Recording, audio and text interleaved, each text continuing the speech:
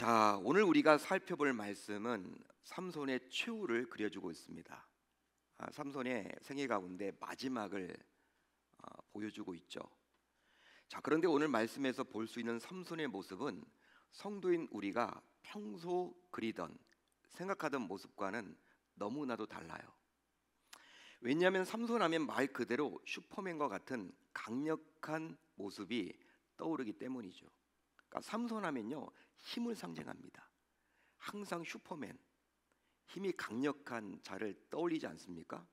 오늘 말씀을 보게 되면 그런 모습은 전혀 살펴볼 수가 없어요. 한마디로 일당백이 아니라 일당 천명조차도 충분히 감당할 용사로 떠올려지기 때문이죠. 삼손하면요. 실제 지난 화요일 날 우리가 살펴봤지만 나귀 턱뼈 하나로 철제 무기로 무장한 이 블레셋의 군사 1000명을 죽여버리지 않았습니까? 여러분, 그렇게 강력한 힘을 떠올린단 말이에요. 자, 그런데 오늘 말씀을 보면요, 삼손은 두 눈이 뽑힌 채 마치 서커스단에서 사람들에게 재미를 주고자 재주를 부리는 원숭이처럼 비참한 상태로 사람들 앞에서 재주를 부리고 있습니다. 이게 바로 삼손의 모습이에요. 그러니까 우리가 화요일 날 살펴봤던 그런 모습과는 너무나 다르죠. 자, 이런 삼손을 보려고 정말 많은 블레셋 방백들과 백성들이 그곳에 모이게 되었습니다. 지붕 위에만 남녀가 3000명이 모였다라고 나와 있으니까 더 많은 사람들이 모였겠죠. 하지만 삼손은 그들이 들어간 건물을 바치고 있던 두 기둥을 끌어안고 결국 백성들과 함께 죽음을 맞이하게 되었습니다. 비참한 죽음처럼 보여요.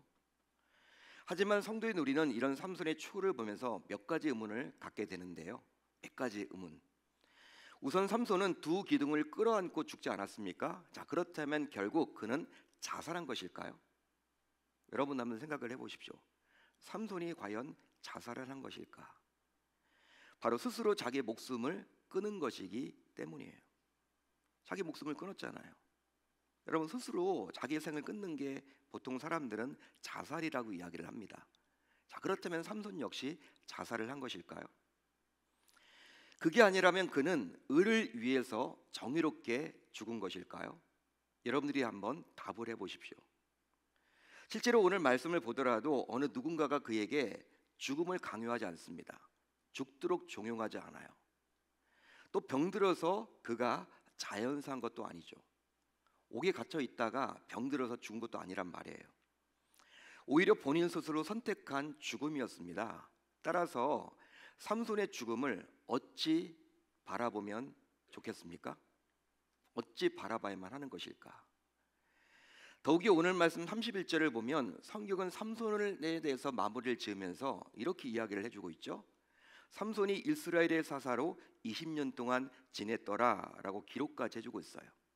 이게 마지막입니다. 마지막. 삼손에 대한 마지막 기록이에요. 따라서 최후를 맞이한 삼손에 대해서 성경은 사사라는 칭호를 여전히 붙여주고 있죠. 자, 그러기에 어떤 의미에서 볼 때 사사로서 이런 방식으로 죽는 것이 마땅하다는 이야기처럼 보여지지 않습니까?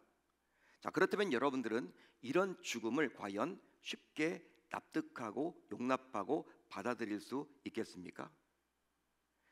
심지어 히브리서 11장인 믿음의 장을 보게 되면 히브리서 기자는 다음과 같이 삼손에 대해서 구약에 나오는 아브라함과 같은 신앙적 레벨, 신앙적 위치, 믿음의 선진이라고 분명히 그려주고 있어요. 여러분, 아브라함 하면요, 믿음 떠오르죠. 그만큼 믿음이 좋았죠. 근데 아브라함과 같은 급으로 삼손을 그려주고 있습니다. 히브리서 11장을 보게 되면 제가 읽어드릴게요. 내가 무슨 말을 더하리요? 기드온, 바락, 삼손, 입다, 다윗 및 사무엘과 선지자들의 일을 말하려면 내게 시간이 부족하리로다. 그들은 믿음으로 나라들을 이기기도 하며 의를 행하기도 하며 약속을 받기도 하며 사자들의 입을 막기도 하며 불의 세력을 멸하기도 하며 칼날을 피하기도 하며 연약한 가운데서 강하게 되기도 하며 전쟁에 용감하게 되어 이방 사람들의 진을 물리치기도 하며. 자, 이 구절을 잘 보더라도 히브리서 기자는요, 삼손을 믿음의 사람인 다윗과 사무엘과 같은 급으로 여겨주고 있다라는 거예요.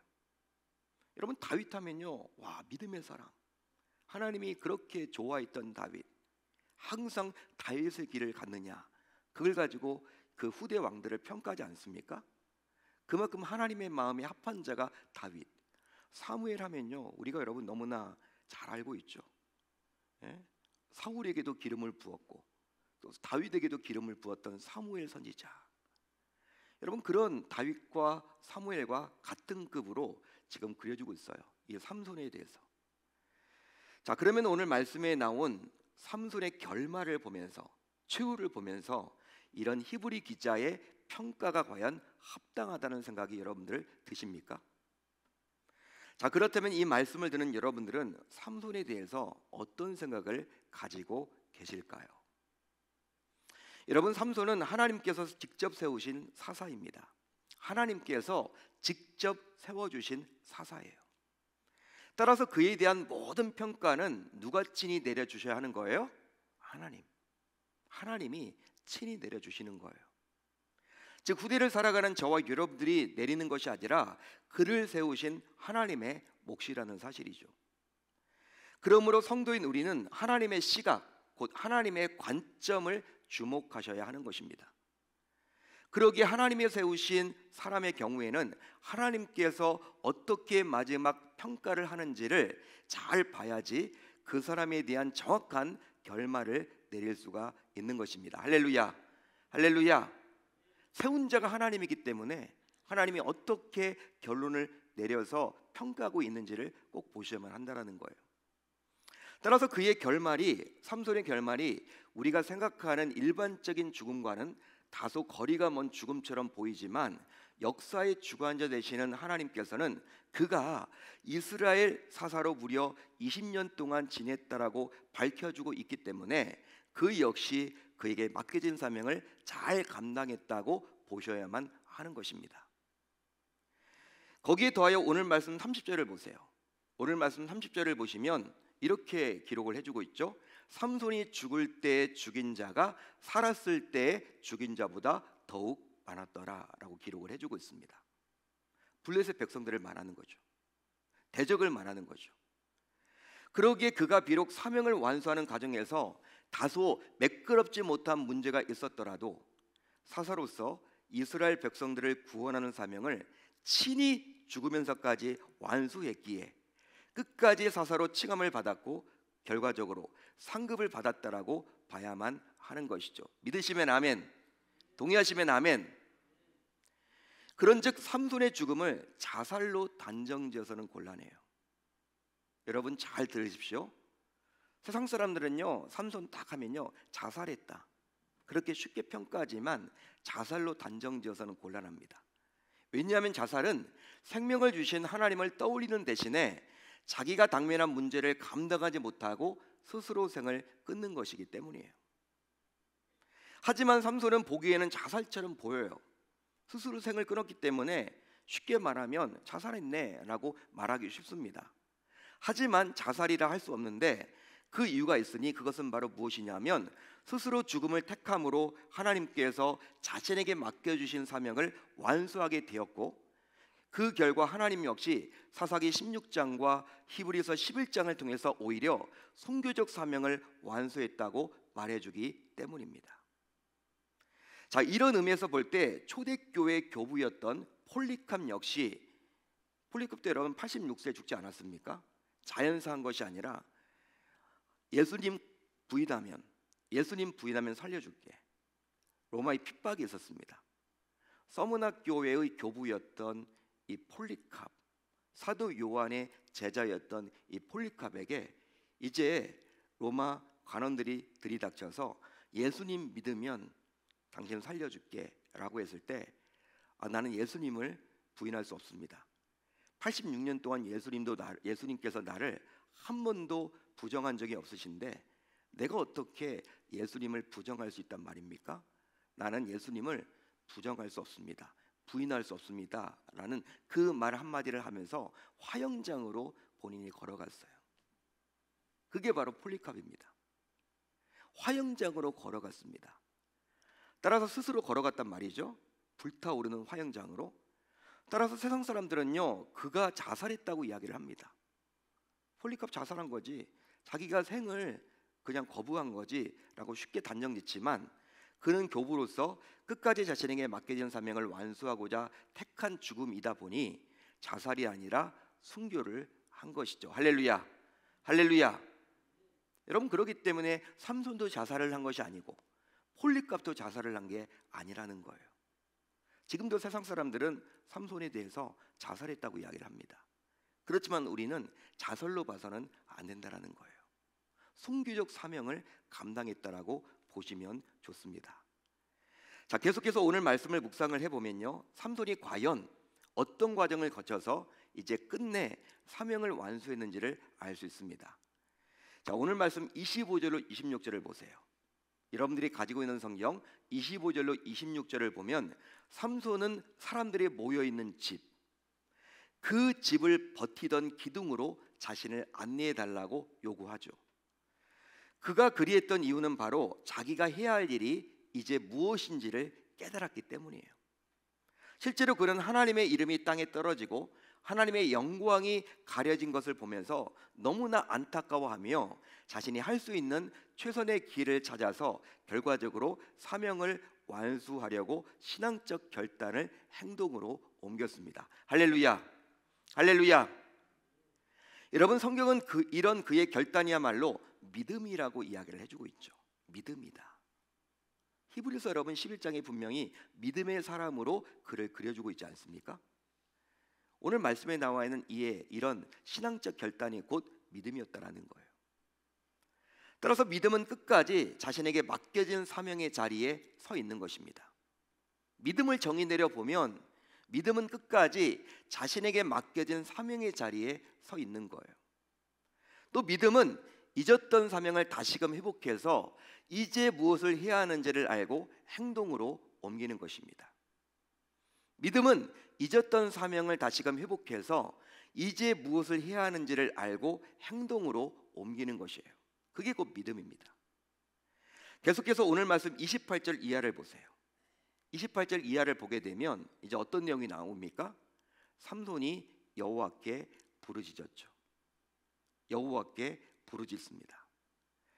자, 삼손에게 있어서 부르짖다라는 말은요, 좀 어색해요. 왜? 지금까지 삼손은 부르짖은 적이 없었기 때문이에요. 하나님을 찾은 적이 없었기 때문입니다. 하지만 이제 모든 것을 잃어버린 삼손은 비로소 하나님을 찾게 된 거예요. 바로 하나님이 아니면 안 된다라고 스스로 깨달았기 때문이죠. 자, 그래서일까요? 오늘 말씀에서 볼 수 있는 삼손의 기도는 결국 자신을 버린 사명자의 기도였습니다. 자기 자신을 버린 사명자의 기도였다라는 거예요. 내가 모든 것을 하려고 했는데 이제 자기 자신은 없고 내 주인으로 하나님을 모신 사명자의 기도가 바로 삼손의 기도였다라는 거예요. 사명자의 기도, 여러분 오늘 말씀을 보게 되면 이 사명자의 기도는 우선 회개의 기도로 나타나요. 한번 따라합니다. 회개의 기도, 회개의 기도, 회개의 기도. 회개의 기도. 그는 주 여호와여 구하옵나니 나를 생각하옵소서라고 기도했죠. 나를 생각하옵소서라고 그는 기도함으로 자기의 모습을 있는 그대로 하나님께 보여드리고 철저하게 회개했습니다. 즉 그동안 자신이 지은 죄와 잘못된 행동을 모두 알고 계시는 하나님께 철저하게 회개한 거예요. 할렐루야, 할렐루야. 다음으로 사명을 다시 회복하려는 기도로 나타납니다. 한번 따라합니다. 사명을 다시 회복하려는 기도, 다시 회복하려는 기도, 다시 회복하려는 기도. 다시 회복하려는 기도. 사명자의 기도가 바로 삼손의 기도가 이런 모습으로 나타났다라는 거예요. 그는 이렇게 기도합니다. 나를 강하게 하사 나의 두 눈을 뺀 블레셋 사람들에게 원수를 단번에 갚게 하옵소서라고 기도했어요. 이렇게 기도함으로 자기의 사명이 무엇인지를 다시 알게 되었기에 그 사명에 맞게 쓰임받게 해달라고 기도한 거예요. 하나님, 내 사명이 무엇인지를 제가 깨닫게 되었습니다. 그런데 이 사명을 잘 감당할 수 있도록 저에게 힘을 더해 주세요. 지금 제가 제 상태로는 당신이 나에게 맡겨주신 사명을 온전히 감당할 수 없거든요. 저에게 힘이 필요합니다. 그런 기도를 한 거예요. 한마디로 이런 그의 기도는 자기의 개인적인 복수를 갚으려 함이 아니라 자신에게 맡겨진 사명을 감당하기 위해서 힘을 달라고 요구했던 것입니다. 할렐루야, 할렐루야. 그뿐 아니라 죽으면서까지 충성하겠다는 기도로 나타나요. 한번 따라합니다. 죽으면서까지 죽으면서까지 죽으면서까지 충성하겠다는 기도. 충성하겠다는 기도. 충성하겠다는 기도. 충성하겠다는 기도. 이게 바로 삼손의 기도였어요. 사명자의 기도가 이런 모습으로 나타났다라는 것이죠. 그는 블레셋 사람과 함께 죽기를 원하노라라고 기도함으로 마지막까지 자기의 생명을 불사르며 이스라엘을 구원하는 일에 충성을 다하겠다고 다짐합니다. 한마디로 자기의 목숨까지도 아끼지 않고 충성을 다하겠다는 외침이 담긴 기도였던 거예요. 할렐루야, 할렐루야. 여러분, 결국 이런 사명자의 기도, 이런 사명자의 기도 덕분일까요? 자, 오늘 말씀 31절 하반절을 보면 이렇게 나와 있죠. 성경은 이렇게 기록을 해주고 있습니다. 삼손이 이스라엘의 사사로 20년 동안 지냈더라. 이 구절을 통해서 알 수 있지만 그는 처음부터 끝까지 사사였습니다. 믿으시면 아멘. 믿으시면 아멘. 처음부터 마지막 죽을 때까지 사사로 성경은 그려주고 있어요. 물론 그는 잠시 방황을 했습니다. 긴 방황을 했죠. 이거 안 하면 좋겠는데 했습니다. 하지만 하나님은 결코 그를 한 번도 버리지 않으시고 그의 인생과 함께 하신 거예요. 믿으시면 아멘. 동의하시면 아멘. 그렇기 때문에 결론이 해피엔딩으로 끝난 거예요. 비록 그는 죽었지만 성경은 그를 여전히 믿음의 사람으로 기록을 해주고 있고 사사로 기록을 해주고 있다라는 거예요. 사랑하는 성도 여러분, 세상 불신자들은 삼손을 가리켜서 슈퍼맨 정도로 기억을 하지만 성도인 우리는 삼손을 이야기할 때 사사라는 사실을 기억하고 있습니다. 사사 삼손이죠. 바로 하나님의 말씀인 성경에서 그를 부를 때 끝까지 사사라고 불러주고 있기 때문이에요. 하나님이 그렇게 부르시기 때문에 우리도 그렇게 불러야 하는 것이죠. 따라서 하나님의 관심이 무엇인지가 알 수 있는 거예요. 오늘 말씀을 통해서 하나님의 관심이 어디에 가 있는지를 우리는 알 수 있습니다. 그것은 바로 세상 사람들이 중요하게 여기는 화려한 직책이 아니라 하나님께서는 다르게 보신다는 것이죠. 할렐루야, 할렐루야. 이런 의미에서 볼 때 이 말씀을 듣는 여러분들 역시 교회 밖 세상에 나가게 되면 나름 불려지는 직책들이 다 있을 거예요. 나름 여러분들이 회사를 다닌다면 과장으로 불리겠죠. 또 부장으로 불리겠죠. 상무로 불리고 높이 올라가서 부사장, 사장으로도 불릴 거예요. 회사를 다닌다면. 또 자영업자라면 회장님, 사장님, 대표로 불리기도 하겠죠. 교사라면 선생님으로 불리고 높아지면 교감 선생님, 교장 선생님으로 불려지겠죠. 연구원, 원장, 간호사, 변호사, 선생, 교수 이런 식으로 불릴 거예요. 그리고 가정에서는 아빠, 엄마, 아내, 남편, 아들, 딸로 불릴 것입니다. 하지만 신앙생활을 하는 우리는 목사, 전도사, 장로, 안수집사, 권사, 집사, 성도로 불리기도 할 텐데요. 자, 그렇다면 사사삼손에서 볼 수 있듯이 하나님께서는 우리의 어떤 직책에 주목하실 것 같습니까? 우리의 어떤 직책에 주목하실까요? 바로 교회 내에서 우리가 하나님으로부터 직접 받은 소중한 직분입니다. 따라서 세상에서 가장 영광스러운 직책인 대통령, 아무리 한 나라의 국왕이나 대통령이라 하더라도 하나님께서는 그 대통령이라는 직책보다도 오히려 그가 교회를 다녀서 집사의 직분을 받았다면 그 집사란 직분을 더 소중히 여기신다라는 거예요.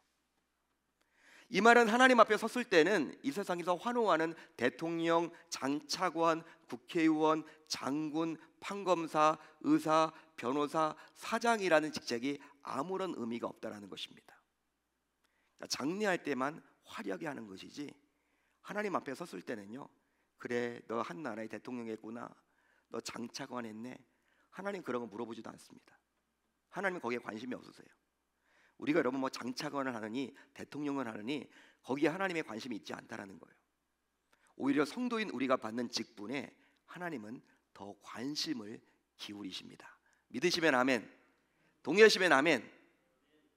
그 이유는 바로 우리가 받게 되는 직분은 사명을 감당하도록 하고자 하나님께서 친히 베풀어 주신 것이기 때문이에요. 자, 그러면 직분자로서 과연 나는 주어진 사명을 감당하면서 살아가고 있습니까? 또 사명을 감당하라고 주신 힘과 능력이 과연 변함없이 나타나고 있습니까? 더욱이 이런 나를 보고 주변 사람들은 어떤 반응을 보이고 있습니까? 만약 이 질문에 제대로 답을 하지 못하더라도 하지만 너무 걱정할 필요는 없습니다. 너무 걱정하지 마세요. 왜냐하면 하나님의 자녀인 나에게는 하나님의 능력이 함께하기 때문이죠. 할렐루야, 할렐루야. 실제 그 하나님께서는 절대로 나를 떠나지도 않고 버리지도 않습니다. 믿으시면 아멘. 따라서 현재 조금 힘들어도 괜찮아요. 조금 힘들어도 괜찮습니다. 또 조금 방황했어도 괜찮습니다. 조금 부끄럽더라도 괜찮아요. 단지 다시 정신을 차리고 삼손처럼 하나님께 돌아오기만 한다면 하나님께서는 다음과 같이 약속해주고 있기 때문이에요. 바로 다시 힘을 부어주십니다. 다시 저와 여러분들에게 힘을 부어주신다는 거예요. 하나님을 찾고 끝까지 사명을 감당하려는 자에게 하나님께서는 새 힘과 새 능력을 언제나 부어주십니다. 또 주를 부르는 자마다 새 힘을 부어주십니다. 주를 부르는 자마다 새 힘을 부어주세요. 따라서 어떤 상황에서도 어떤 순간에서도 포기하지 말고 주를 찾으십시오. 주를 찾으십시오. 여러분, 결국 그런 충성스러운 사명자를 하나님께서는 처음부터 끝까지 주목해 주십니다. 할렐루야, 할렐루야. 그러기에 오늘 말씀의 제목처럼 내가 이 시대의 삼손이에요. 내가 이 시대의 삼손입니다. 내가 삼손입니다. 내가 삼손이에요. 물론 당시 사사 삼손이 감당했던 동일한 사명은 아니더라도 이 시대 속에서 하나님의 사람인 내가 감당해야 할 분명한 사명이 있기에 나 역시 삼손이라고 말할 수 있는 것이죠. 제가 여러분 몇 번 강단에서 이야기를 했다시피 하나님의 사람은요, 사명이 맞춰지면 죽는 거예요. 사명이 맞춰지면 죽는 거예요. 암에 걸렸기 때문에 죽는 것이 아니라 자신에게 다 맡겨진 사명이 있거든요. 사명이 맞춰지면 죽는 거예요. 그 사명은 다 달라요. 목회자인 저에게 주어진 사명과 평신도인 여러분들에게 하나님께서 주신 사명은 다 다릅니다. 그런데 그 사명을 감당하기 위해서 필요하기 때문에 장로로 세워주신 것이고, 안수집사로 세워주신 것이고, 집사의 직분을 주신 것이고, 또 하나님께서 불러서 성도로 세워주시고, 교사로 세워주시고, 또 찬양대원으로 세워주시고, 사랑 목재로 세워주셨다라는 사실을 우리 모두 놓쳐서는 아니 됩니다. 사명 감당하라고 주신 게 바로 직분이에요. 여러분, 우리가 착각하면 안 돼요. 내가 직분 받아서 사명을 감당하겠다? 사명이 먼저라는 사실이에요. 우리를 불러주시는 그 순간에 하나님은 우리에게 불러주신 그 이유가 있겠죠. 그게 곧 사명입니다. 사명. 그 사명에 필요해서 직분을 주셨음을 기억하고, 직분을 주신 자가 바로 누구라는 사실이에요? 내가 여러분 노력해서 얻는 것이 아니라 하나님께서 교회를 통해서 주셨다라는 사실을 기억하고, 따라서 우리가 하나님을 하나님으로 인정한다면 하나님의 사명을 완수하기 위해서 주어진 그 직분을 정말 끝까지 소중히 감당해 여기고 또 소중하게 여겨야 할 줄로 믿습니다. 여러분, 쉽게 생각해서는 안 된다라는 거예요. 따라서 이 말씀을 듣는 우리 모두 간절히 기도하는 가운데 직분자인 내가 감당해야 될 사명은 과연 무엇인지를 잘 깨달아서 삼손처럼 그 사명을 끝까지 완수해내므로 하나님으로부터 인정받는 주의 권속들이 모두 다 되실 수 있기를 우리 주님의 이름으로 축원합니다. 축원합니다. 한번 따라합니다. 나는 하나님께서 세운 사명자다. 사명자예요, 사명자. 여러분, 사명, 직분, 사명 이게 연결되어 있음을 깨닫고 지금까지 잘하지 못했더라도 포기하지 마시고 하나님을 신뢰하는 가운데, 하나님은 실수가 없으시잖아요. 여러분, 하나님의 실수가 어디 있어요? 나를 장로로 세워주신 거, 나를 권사로 세워주신 거, 안수집사로 세워주신 거, 여러분, 내가 이렇게 하고 싶어서 된 게 아니고 하나님께서 특별히 맡겨주셨기 때문에 하는 것임을 기억하시고 끝까지 천국 가는 그날까지, 하나님의 부르심이 있는 그날까지 그 주신 직분을 잘 소중하게 여기시고 끝까지 사명을 완수해 나가실 수 있기를 바랍니다. 바로 내가 이 시대의 삼손이기 때문이죠. 그렇게 한번 살아보겠다라고 결단하고 다짐하는 저 여러분들이 다 되실 수 있기를 바랍니다.